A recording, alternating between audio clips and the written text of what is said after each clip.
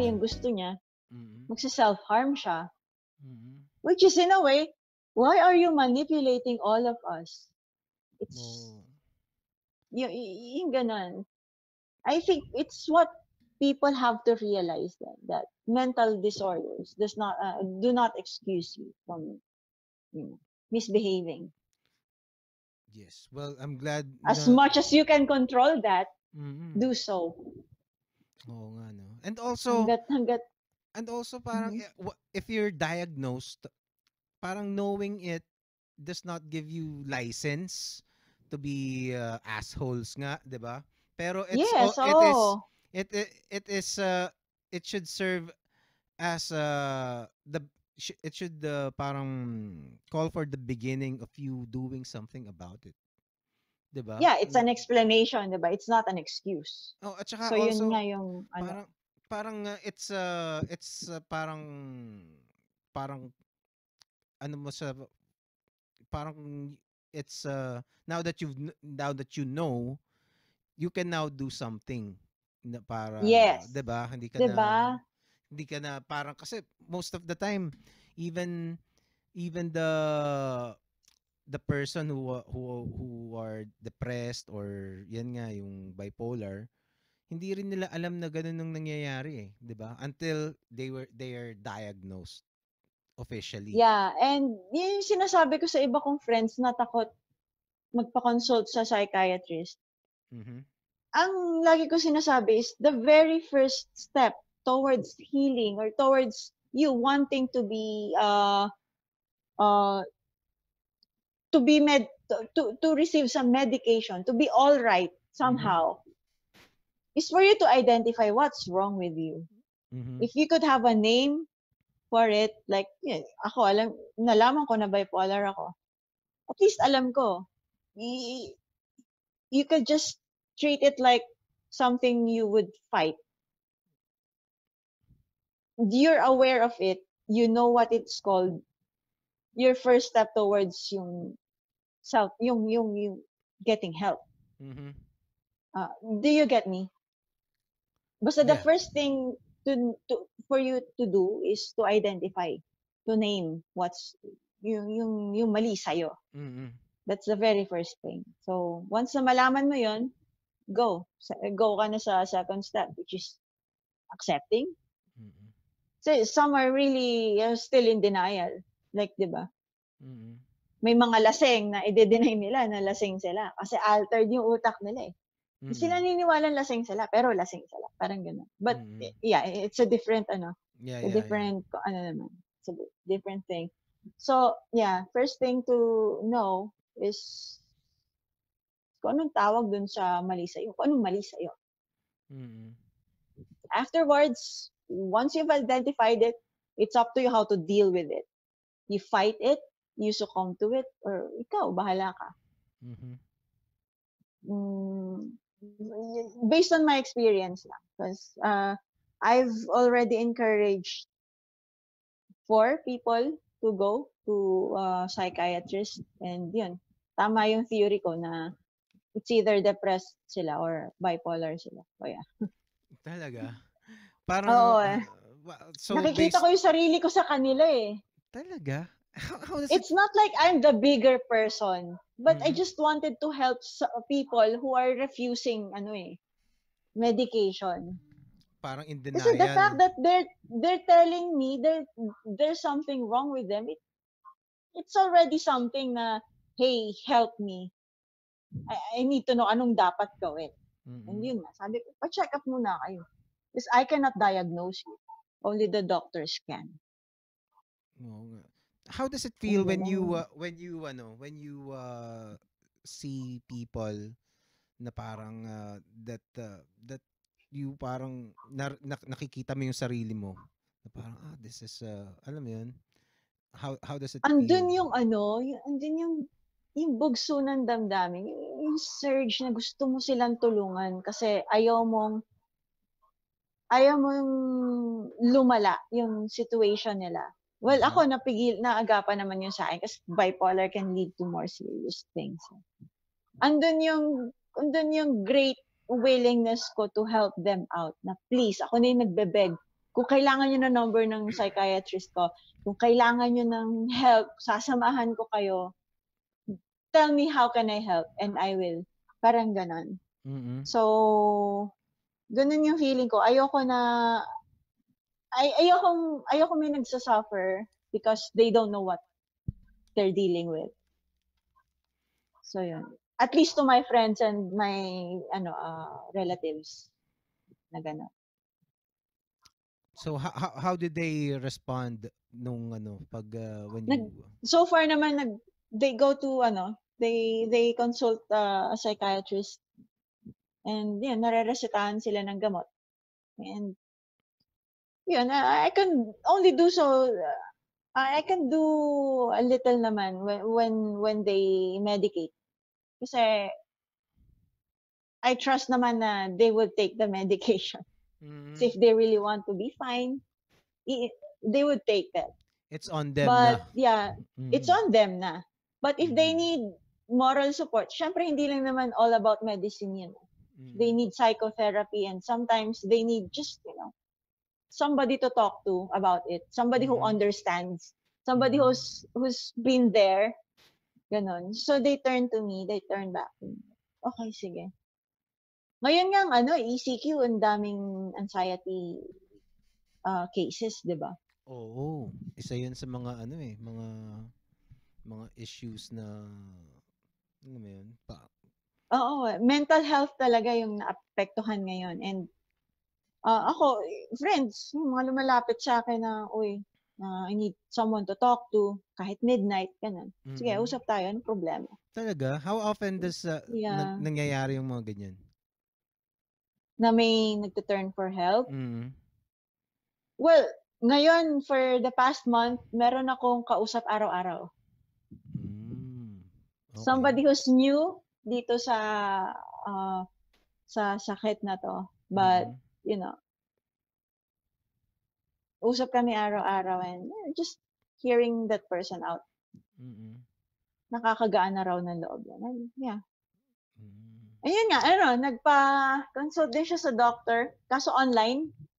Kinwento lang niya yung experiences niya. Online? Meron? Online, meron. Talaga? Meron. Astig nga diba? They can do consultations online kasi what they really need lang naman is your story. What's going on? No? What's wrong with you? And I think masolusyonan lang yan. Mabigyan sila ng tamang gamot for that. And then, they're not really on their own, but, they can start by helping themselves. That's a huge help. Kasi parang knowing is, diba, as they say, knowing is already half the battle. Diba? Yes. And, yun yung sinasabi ko.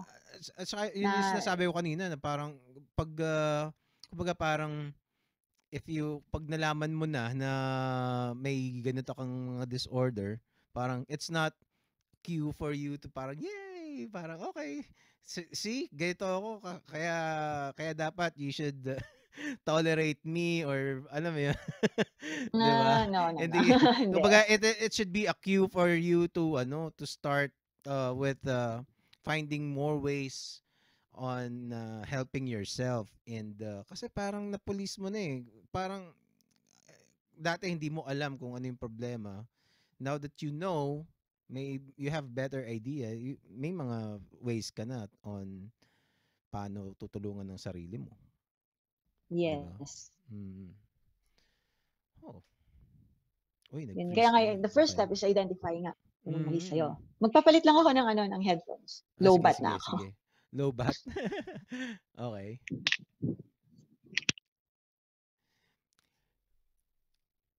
Anyway, so yun. Nag-comment from YouTube. Salamat, Sheenah, for being brave sa pag-disclose ng condition mo. I think it's important to raise awareness to it. You're the man. Dude. Sino yung nag-comment?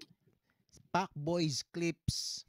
From YouTube. Sa YouTube. Okay. Hindi ko kita YouTube Okay. Naka-speakerphone na lang ako kasi mamamatay na to. Okay. konti lang kasi ang nanonood sa YouTube dito sa channel na to. But alam mo 'yun, okay lang. Ganun talaga. Buti nga may nanonood na eh. Dati kasi walang Oo nanonood. nga. Salamat, guys. Oh, Thank you. I can't see you, but thank you. oh, well, yun yung I think if parang there's a do you think ang perception ng mga Pilipino when they learn about um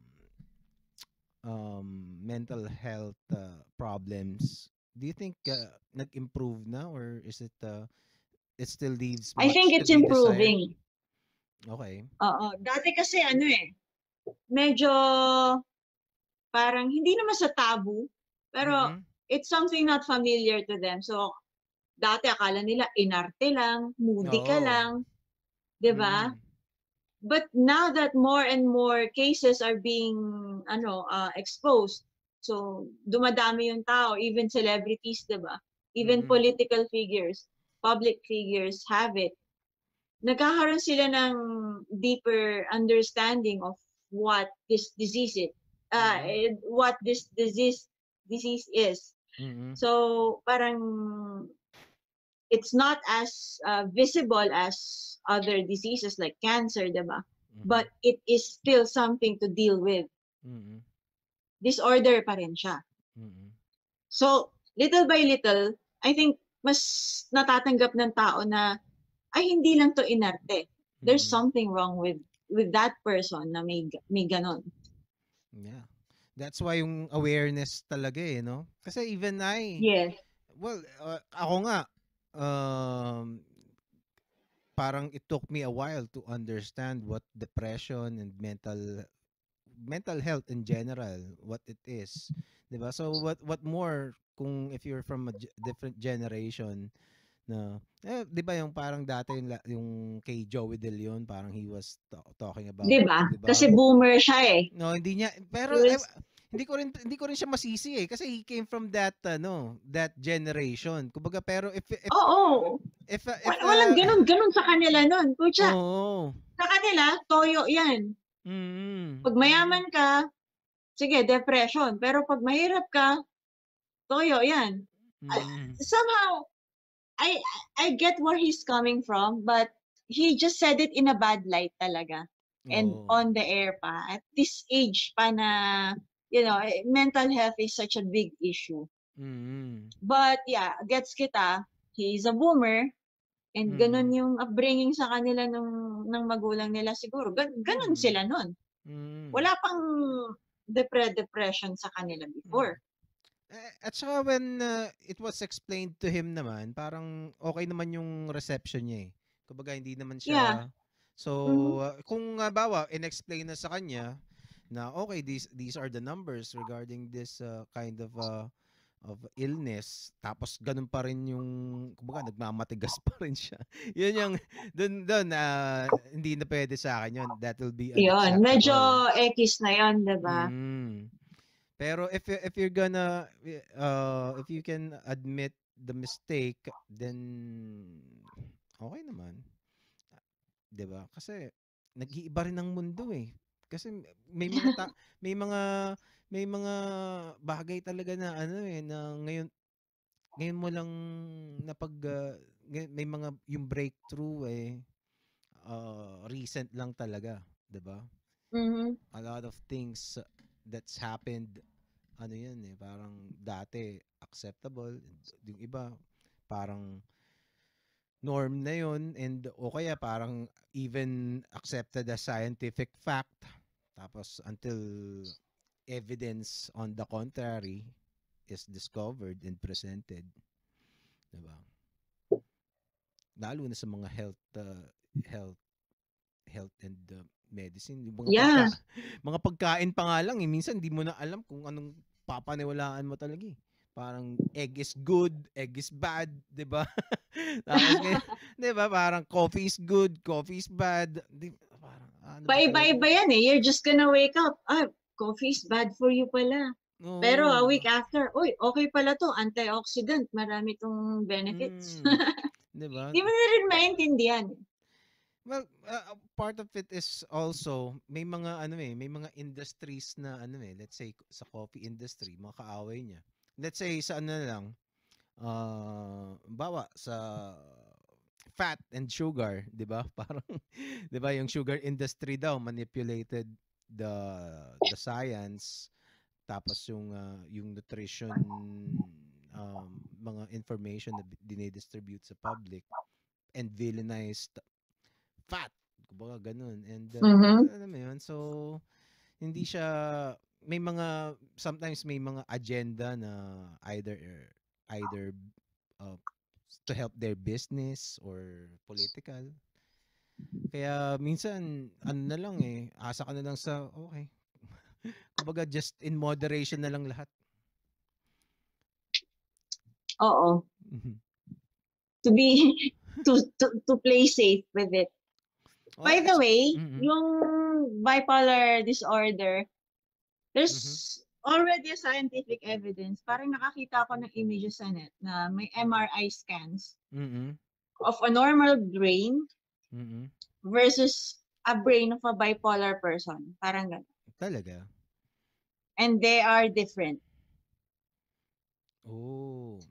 So dun pa lang sa fact na yon, we can prove na it is really something. It's something na, it's a disorder. It's something to be treated. It's something to be given attention. So, definitely. Yeah. Teka. Hanapin natin yung image na yun. Baka may image na ganun. MRI scans. Hinahanap ko rin. Hanapin natin. Bipolar brain versus normal brain. Yun. Red yung Well, I think hindi naman kasi yung mga MRI technology na ganyan, naman talaga, very useful yan into confirming these kasi yung mga ganyang sakit, hindi siya hindi siya tangible, like let's say a tumor, 'di ba? Yeah, hindi nga siya as visible as kanina sabi ko nga cancer Oo, 'di ba? Hindi siya ganon. Kung tumor 'yan, kita mo na merong physical tumor, 'di ba? Pero kahit naman tingnan mo kahit buksan mo yung brain tapos wala kang MRI, hindi naman, I would imagine na ganun pa rin ang itsura niya. Pag in the naked eye, 'di ba? Pero if you're gonna use these technology, and then it will confirm na meron talagang mga anomalies na nangyayari na hindi sa brain activity and diba? I don't know. Di ba makikita yung mga pagpa-fire? Talaga? Are you planning to do it? Hindi na, unless needed. Sana naman hindi kailanganin. Oo nga, no? Well, pero if you're gonna self-assess, how are you faring in this bipolar life? Hindi ko alam eh. Basta me being able to help people out and me being able to somehow have a grasp of it, feeling ko may advantage na ako doon. Oo nga. Na tipong hindi na ako at a loss for answers dun sa, questions like, what's wrong with me? What's going on? Ano ba 'tong bipolar na to? Ganun. So, yeah. Ganun.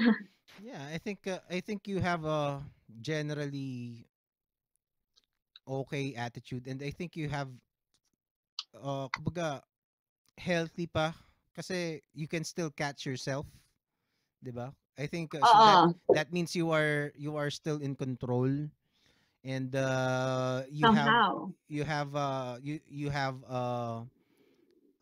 healthy recognition of your not really that. Oo. No? Pero yes, yung control and being able to identify somehow my moods. yun. Pero not all the time. Sabi ko nga sa'yo it may take friends for me to, to realize na, ay, teka, manic na naman ako or something. But I know when I'm gonna be depressed. Well, you're also blessed with those kinds of friends around. Diba? So, I think. well, kasi may mga Siguro, taong may mga taong walang pasensya eh. Di ba?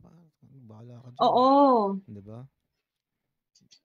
And gagamitin na lang din nila na card, yung gagamitin nila yung bipolar card to just snap out of it. At to hell with that, I have no time with that, ganun. I have no time for you kasi I'm dealing with my own shit, ganun. Yeah, maybe ganun. But for me, everyone could need help and everyone deserves to be helped. Yes. Kaya yung attitude ko towards it is not mainly talaga yung it's something na bad or it's something not mahirap tanggapin, ganun. Well, the fact that you have these people around you, Eddie, it only shows also that you are likable to them. You are not just an ordinary friend. Parang you are a friend that they care about, and that speaks for your character, di ba? If there's any takeaway. I guess.